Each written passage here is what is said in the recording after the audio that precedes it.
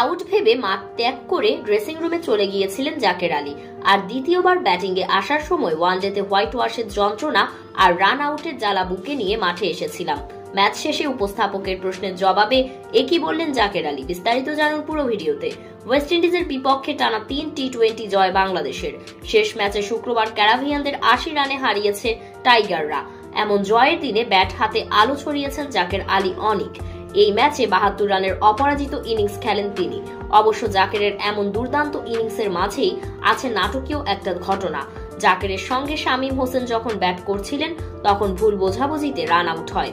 দুই ব্যাটার একই প্রান্তে ঢোকেন। খালি চোখে মনে হচ্ছিল জাকের আউট, কিন্তু না, পরে রিপ্লেতে দেখা যায় শামীম আউট। তাই তো ম্যাচ শেষে উপস্থাপকের প্রশ্নের জবাবে জাকের বলেন, দ্বিতীয়বার সুযোগ পেয়ে আমি আলহামদুলিল্লাহ, কারণ রান আউটের ভুল আর ওয়ানডেতে হোয়াইট ওয়াশের চাপটা মাথায় নিয়ে নিজের উপর একটু রাগ হচ্ছিল, কিন্তু শেষ পর্যন্ত ম্যাচটা জিততে পেরেছি বলে আলহামদুলিল্লাহ।